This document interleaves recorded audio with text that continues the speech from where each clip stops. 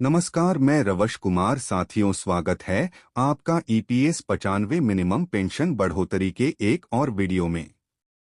साथियों, काफी दिनों से ईपीएस 95 मिनिमम पेंशन बढ़ोतरी को लेकर यह चर्चा चल रही थी कि अब पेंशन बढ़ेगी, 9,000 पेंशन कर दी जाएगी, 3,000 पेंशन कर दी जाएगी, लेकिन कोई फाइनल रिजल्ट देखने को नहीं मिल रहा है। और इसी का कारण है कि पेंशनरों में काफी रोष व्याप्त है।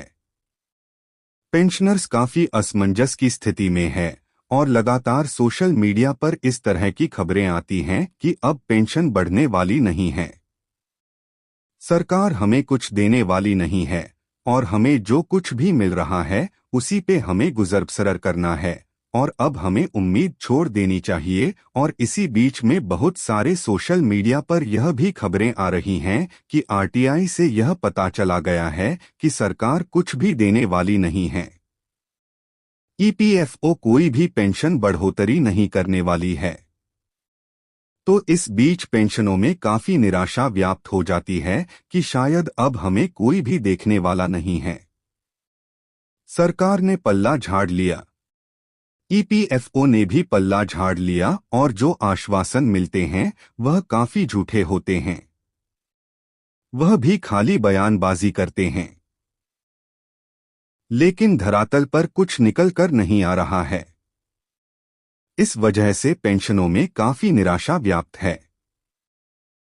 तो साथियों, इन सभी को लेकर कमांडर अशोक रावत जी खुद सामने आए हैं और उन्होंने पेंशनों में जो निराशा व्याप्त हो गई है उसको दूर करते हुए अपना एक वीडियो जारी किया है, जो आज के इस वीडियो में हम कवर करने वाले हैं।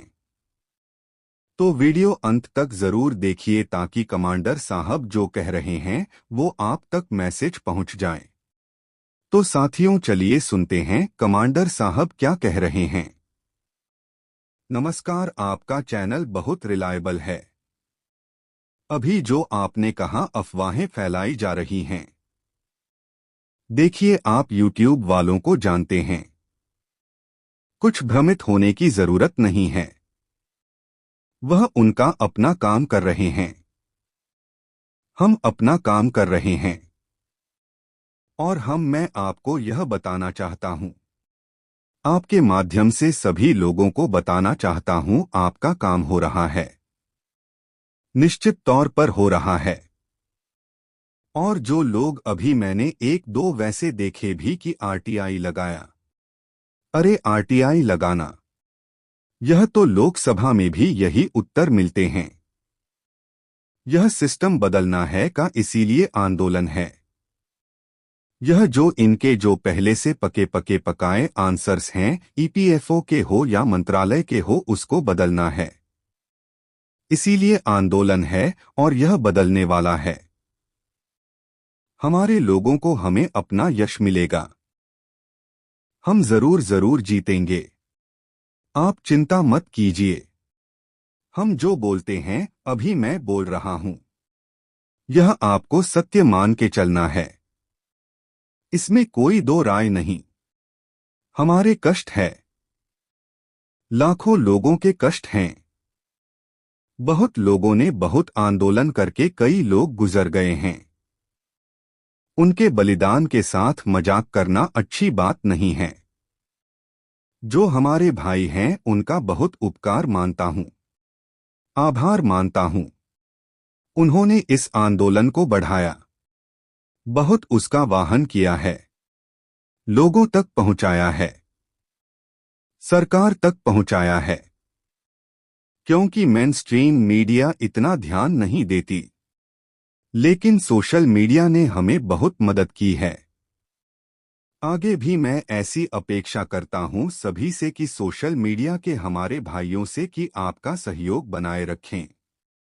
यह वृद्ध लोगों का विषय है, उनका काम जल्दी से जल्दी हो, इसके लिए आप सहायक सिद्ध हो।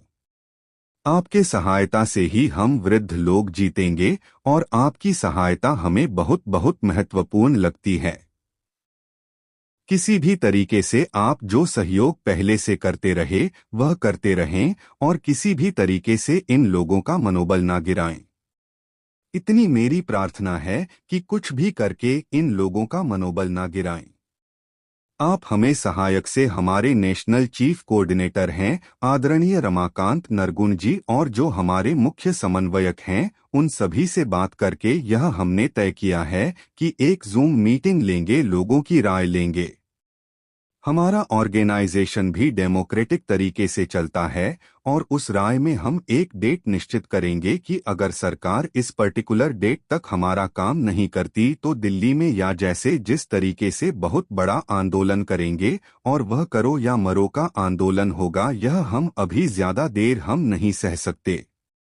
मैं चाहता नहीं कि जो अपने लोगों को तकलीफ हो, लेकिन अगर काम नहीं हो रहा है और अगर हमें हर बार मतलब झांसे दिए जा रहे हैं तो फिर बड़ा आंदोलन करने के सिवाय हमारे पास कोई पर्याय रहेगा नहीं और संसद के चलते यह आंदोलन दिल्ली में हो सकता है। जो लोग डिसाइड करेंगे सभी लोग उस पर से जाकर निर्णय हम लेंगे। तो यह हुआ एक, यह हमारी रणनीति की बात है जो हम तय करेंगे हम और काम होने में है यह भी है। और जो सीबीटी मीटिंग की बात है, सीबीटी के अध्यक्ष मंत्री जी होते हैं, उनके लिए सीबीटी मीटिंग बुलाना कोई बड़ी बात नहीं है, वह कर सकते हैं, वो जो मीटिंग भी कर सकते हैं।